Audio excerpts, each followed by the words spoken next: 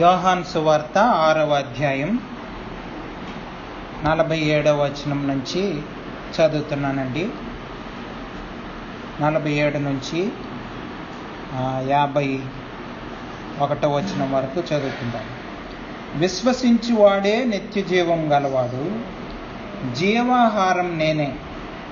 మీ పితరులు అరణ్యములో మన్నాను తినినను చనిపోయిరి. దీనిని తినువాడు చావకుండునట్లు పరలోకము నుండి దిగివచ్చిన ఆహారము ఇదే. పరలోకము నుండి దిగివచ్చిన జీవాహారమును నేనే. ఎవడైనను ఈ ఆహారం భుజించితే వాడు ఎల్లప్పుడూ జీవించి, మరియు నేనిచ్చు ఆహారము లోకమునకు జీవము కొరకైన నా శరీరమే అని మీతో నిశ్చయముగా చెప్పుచున్నాను అనెను. 51 మళ్ళీ చదువుతున్నానండి. పరలోకము నుండి దిగి వచ్చిన జీవాహారమును నేనే. ఎవడైనను ఈ ఆహారం భుజించితే వాడెల్లప్పుడూ జీవించును, మరియు నేనిచ్చు ఆహారము లోకమునకు జీవము కొరకైన నా శరీరమే అని మీతో నిశ్చయముగా చెప్పుచున్నాను అనెను. ప్రార్థన చేసుకుందామండి. ప్రేమ కలిగిన మా పరలోకపు తండ్రి, మీ ఘనమైన అతి పరిశుద్ధమైన నామానికి ఉదయకాల సమయంలో ప్రార్థన చేస్తాం ప్రభువా. నాయన వందనాలు స్తోత్రాలు తెలియజేస్తూ ఉన్నాం ప్రభువా. మా ఏడలు మీరు కలిగి ఉన్న ఉద్దేశాలను బట్టి, ప్రణాళికలను బట్టి మీకు స్తోత్రాలు, వందనాలు. ఉదయకాల సమయంలో ప్రత్యేకంగా మిమ్మల్ని స్తుతించి ఆరాధించడానికి నూతన మాసంలో నూతన ఆదివారం ప్రభువా మా అందరికీ ప్రేమించి దయచేసినందుకు మీకు స్తోత్రాలు, వందనాలు తెలియజేస్తూ ఉన్నాం. ప్రతి ఒక్కరం కూడా ప్రభువా నాయన ఈ మాసమంతా మీకు నమ్మకంగా జీవించడానికి ప్రభువా నాయన మీరు సహాయం చేస్తారని నమ్ముతున్నాం. అలాగే మీపై ఆధారపడడానికి ప్రభువా నాయన మా ఎడల మీరు కృప చూపించమని, ఈ వాక్య భాగం ప్రభువా నాయన ఆ విధంగా మాకు తోడ్పడడానికి ప్రభువా నాయన మీరు మాతో మాట్లాడమని, అంధకార శక్తులను లయపరచమని, వినగలిగే చెవులు, గ్రహించగలిగే హృదయం, లోబడే మనసు మాలో ప్రతి ఒక్కరికి దయచేయమని యేసు ప్రభువారి అతి పరిశుద్ధమైన నామంలో ప్రార్థన అడిగి వేడుకొంచున్నాం తండ్రి, ఆమెన్.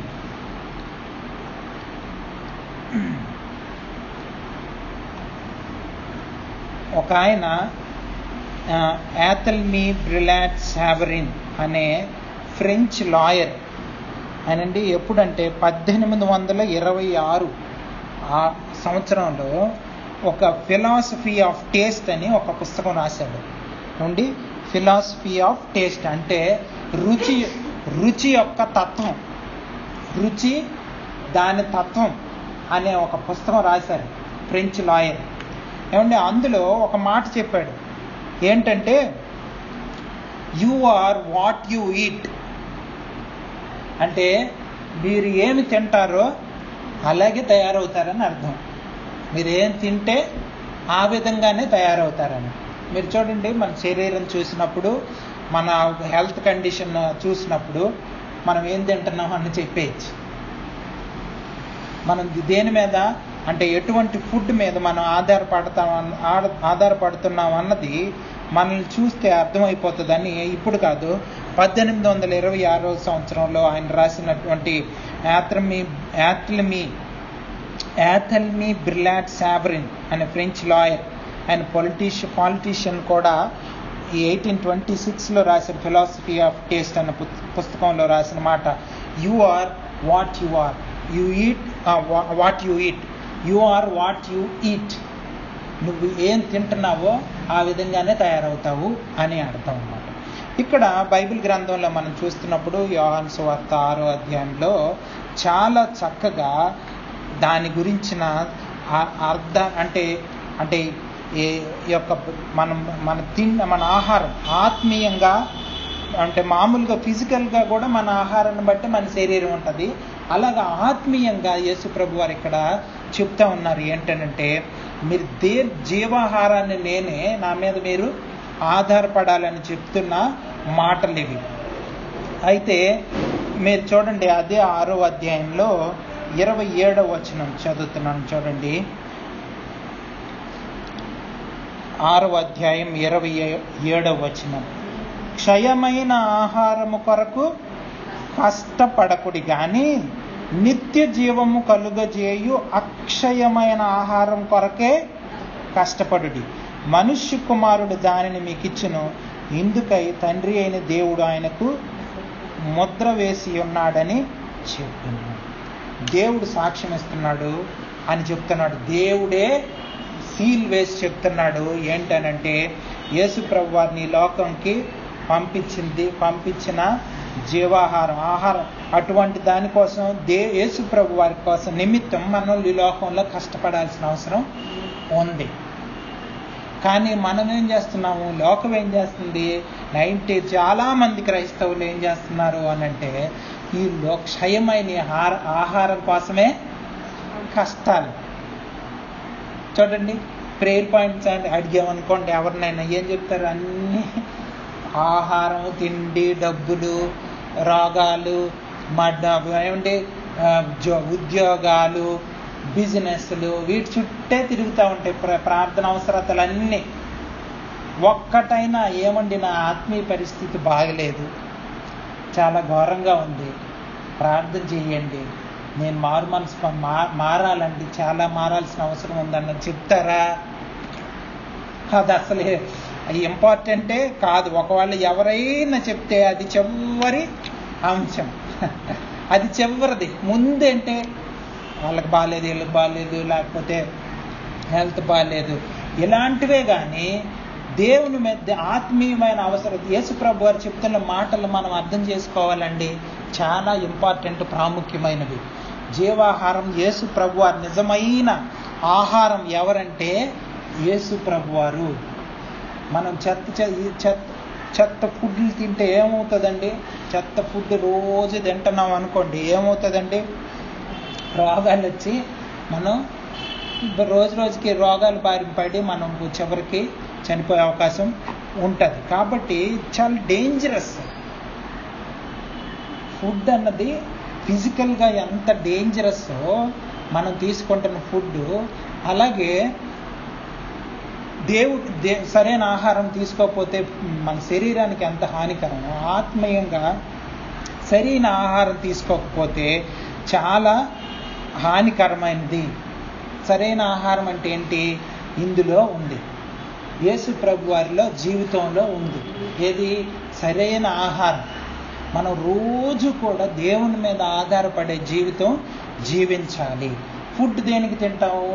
దాని మీద ఆధారపడుతున్నాం బ్రతకడానికి, ఫిజికల్గా బ్రతకడానికి దాని మీద ఆధారపడుతున్నాం.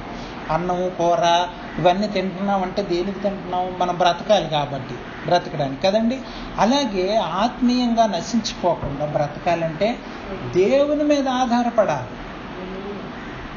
ఊరినే బైబిల్ చదివినా అయిపోదు, ఊరినే పాటలు పాడినా అయిపోదు. ఏమండి? దేవుడు చెప్పిన మాటకు లోబడి జీవిస్తూ ఉంటే ఆ యొక్క ఆహారం నిజంగా పనిచేసి మనం ఆత్మీయంగా దినదినము ఎదిగే అవసరం ఉంటుంది. మీరు చూడండి, అలాగే 32వ వచనంలో కూడా ఏమనందంటే, కాబట్టి యేసు పరలోకము నుండి వచ్చు ఆహారము మోషే మీకు ఇలేదు, నా తండ్రియే పరలోకము నుండి వచ్చు నిజమైన ఆహారం మీకు అనుగ్రహించుచున్నాడు. మోషే ద్వారా ఏమండి దేవుడు మన్నాని ఇశ్రాయేలీయుల ప్రజలకి ఇచ్చాడు. వాళ్ళు తిన్నారు, కానీ బ్రతకగలిగారా? అంటే నిజంగా ఆ యొక్క కానాన్ దేశానికి దేవుడు ప్రామిస్ చేసినటువంటి ఆ వాగ్దానపు దేశానికి, ఆ ప్రదేశానికి వెళ్ళగలిగారా? వెళ్ళలేకపోయారు. అంటే అర్థం ఏంటి? వీటన్నిటి నుంచి మనం అర్థం చేసుకోవాల్సింది ఏంటంటే, దేవుని మీద ఆధారపడే నిజమైన యేసు ప్రభు వారి మీద మాత్రమే ఆధారం. యూదులైన వాళ్ళు యేసు ప్రభు వారిని దేవుడి నుంచి వచ్చినటువంటి మెస్సయ్యగా అంగీకరించలేదు. ఈ లోకంలో కూడా ఈ రోజుల్లో క్రైస్తవులు అనబడే వాళ్లే, యేసు ప్రభు వారిని పేరు పెట్టుకున్న వాళ్లే, యేసు ప్రభు వారి మీద ఆధారపడే జీవితాలు లేవు. అన్నీ కూడా లోకానుసారమైన జీవితాలే మనం జీవించే పరిస్థితుల్లో మనం ఉన్నాం. మనం ఎటువంటి ఆహారం తింటే అటువంటి వారుగా మనం తయారవుతాం. మనం రోజు బైబిల్ చదువుకొని బాగా అంటే దాన్ని అర్థం చేసుకొని దానికి లోబడుతూ జీవిస్తే మన జీవితాలు వేరేగా ఉంటాయి. ఏమంటే అది కాకుండా దీన్ని పక్కన పెట్టేసి ఏమంటే మన విద్య లేకపోతే డబ్బులు లేకపోతే ఈ లోకం మీద ఆధారపడిపోయాం అనుకోండి, ఏమవుతుంది? దీని నుంచి మనకి ఏం ఉపయోగం ఉండదు. బైబిల్ గ్రంథం నుంచి దేవుని వాక్యం నుంచి యేసు ప్రభు వారి దగ్గర నుంచి మనకి ఏమి ఉపయోగం కలగదు.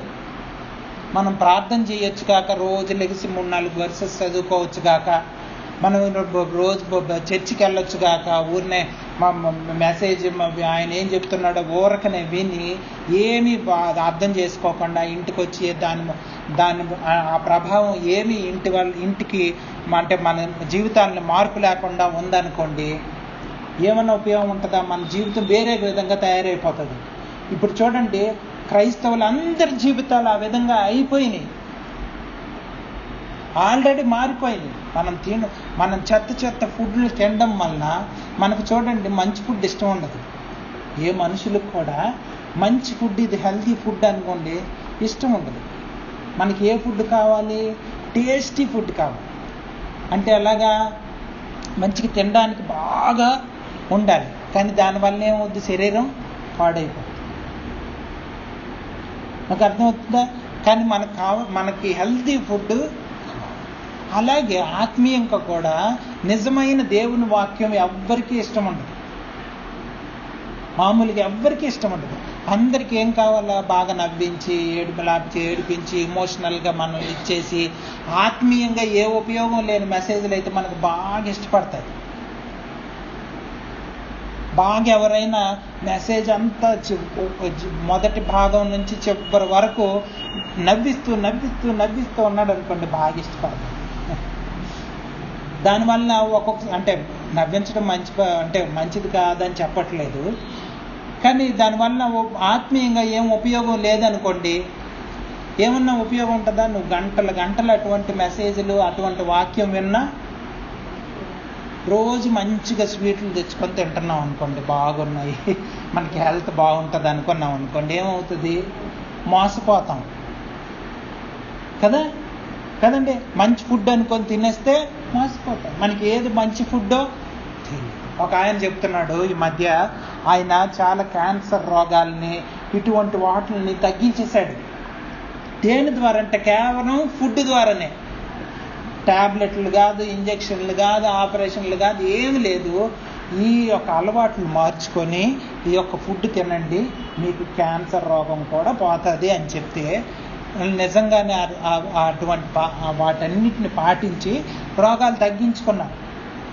క్యాన్సర్ రోగం తగ్గిపోయిన తర్వాత ఆయన చెప్తున్నాడు, ఆయన దగ్గరికి వచ్చి, సరే రేపటి నుంచి నేను మామూలు ఫుడ్ తినచ్చా అని అడిగాడు. అంటే అర్థం ఏంటి? అతనికి ఇంకా ఏది మంచి ఫుడ్ అనుకుంటున్నాడు? చెత్త ఫుడ్డే మంచి ఫుడ్ అనుకుంటున్నాడు, అదే మామూలు ఫుడ్ అనుకుంటున్నాడు. ఈ క్యాన్సర్ రోగం తగ్గించిన ఫుడ్ని మంచి ఫుడ్ అనుకోవట్లేదు. చాలా కష్టపడి ఉన్నాడనమాట ఆ ఫుడ్ తినడానికి, రోగం తగ్గించుకోవడానికి కష్టపడ్డాడు. కానీ అది నిజమై రియలైజేషన్ రాలే, అది మంచి ఫుడ్ అన్న అవగాహన రాలేదు. ఇది మనిషి యొక్క ఇప్పుడు ఈ లోకంలో ఇప్పుడు జరుగుతున్న పరిస్థితి ఇది. మనకు కావాల్సింది నిజమైన ఆహారం. నిజమైన ఆహారం కావాలంటే దేవుని వాక్యాన్ని, యేసు ప్రభు వారి జీవితాన్ని ధ్యానం చేస్తూ దానికి లోబడుతూ, యేసు ప్రభు వారు చెప్పిన ప్రతి మాటకు లోబడుతూ, ఆయన జీవితం నాకు కావాలి, ఆయన యేసు ప్రభు వారు చనిపోయి తిరిగి లేచిందే మనల్ని ఆయన జీవితంలోకి నడిపించి ఆ విధంగా జీవింపజేయడానికి. ఎలాగ యేసు ప్రభు వారు జీవించారో అలాగే జీవించడానికి ఈ లోకంలో మనల్ని దేవుడు రక్షించుకున్నాడు. కానీ మనకి ఇంకా అర్థం కావట్లేదు. మనం ఏం అర్థం చేసుకుంటున్నాము?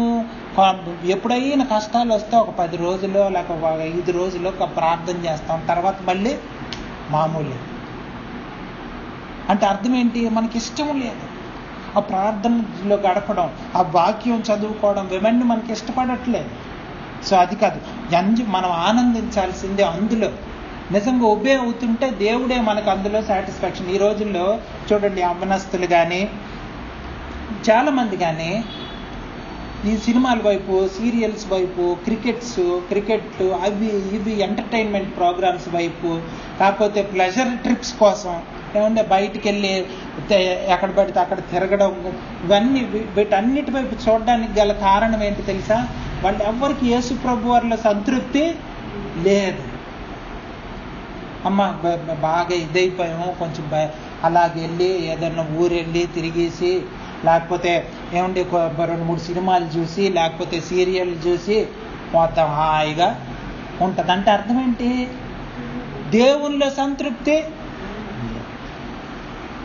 దేవునిలో సంతృప్తి ఉంటే దేని వైపు కూడా మనకి ఆలోచన వెళ్ళదు, ఎక్కడికి వెళ్ళదు. ఇదే నిజమైన క్రైస్తవ జీవితం అంటే, నిజమైన అందుకనే మనకు అర్థమయ్యే రీతిలోనే ఈ ఆహారం ఎగ్జాంపుల్స్ చెప్పి దేవుడు చెప్పాడు.